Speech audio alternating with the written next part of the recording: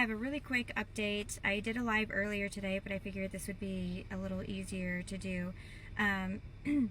First off, I'm sorry, I look like a complete hot mess. I feel like I haven't slept in about a week.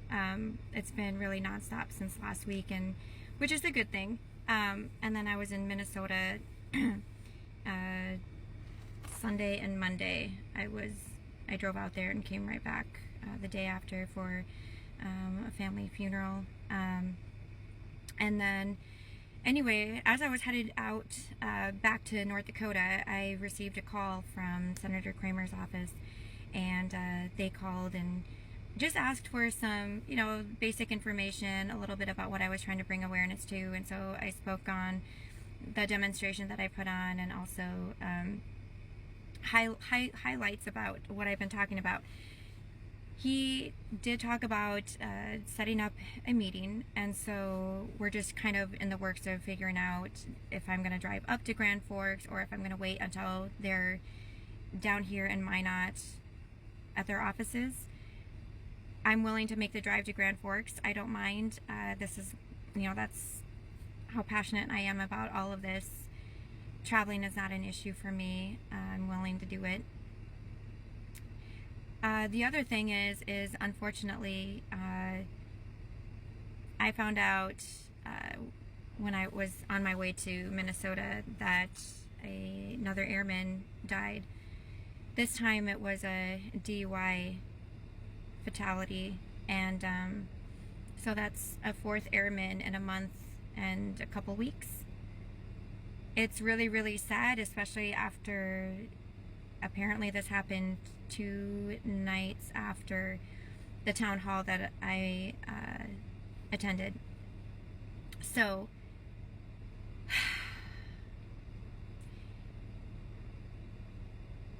sorry, I said I wasn't going to get emotional, but it's really hard when you go to a town hall and you talk about saving lives, and that if we don't make changes, someone else is we're gonna lose another. And we did.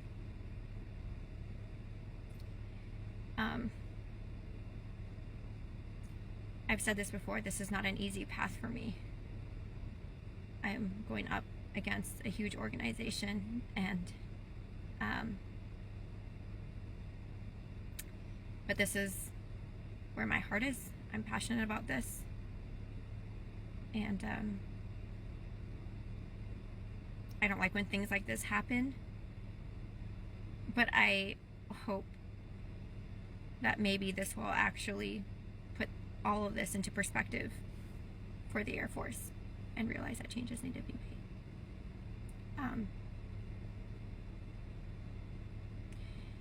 You can't say you support our veterans if we are not taking care of our active duty. And as bold as that sounds, time and time again, talking to veterans, that is exactly what is happening.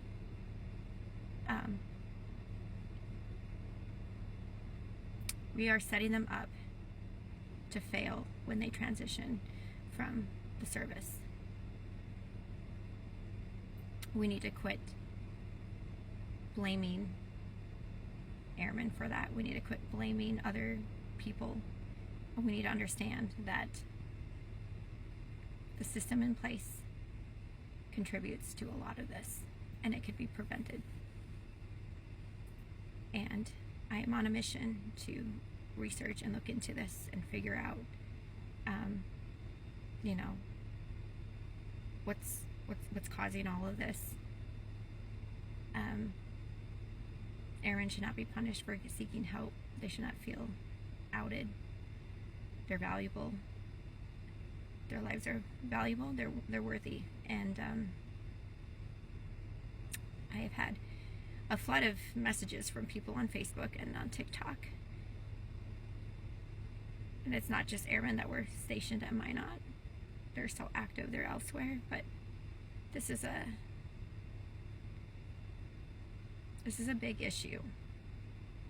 And I'm sick and tired of airmen dying because they feel like that's their only way out.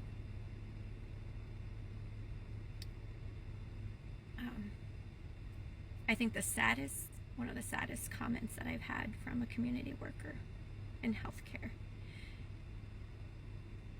is how many attempts that we have happen. We don't hear about that. We hear about suicides, and we barely hear about suicides, as we've all realized. The numbers of attempts are high, and but this person said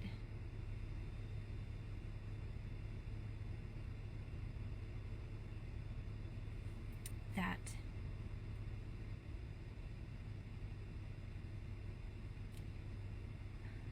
what hurts her the most is seeing the fear in their eyes.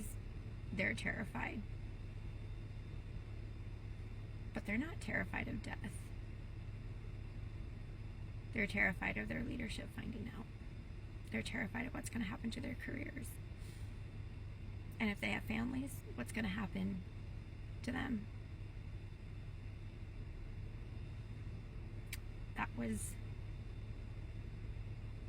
That made me cry just right off the bat when I was on the bridge.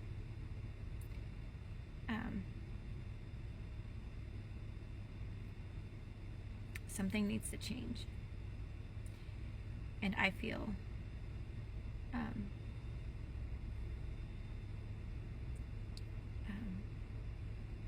I guess in a sense honored, and it meant a lot to have one of the mothers of the airmen that died reach out to me and thank me for what I'm doing and asked, how do I get involved? How can I help? A lot of people have asked that. Use your voice. Get out there, talk. Contact your senators. Contact your reps. Contact maybe even city mayors.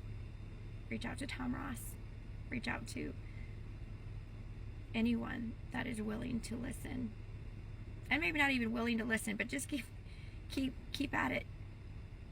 And I would encourage anyone that watches this video, like I said in my most recent video, is reach out to your loved ones. Ask them how they're doing. And if you know someone that's in the service or a veteran, go out there and talk to them. And do more than just thank them for their service. Tell them we care about you. Because maybe that's what they need. You never know when that's going to save someone's life.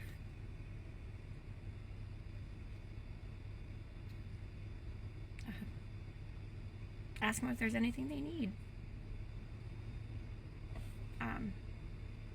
Anyway, that's my update.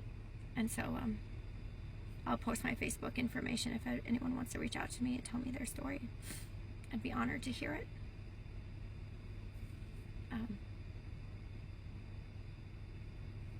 You know, and if anything else, use your story to help others.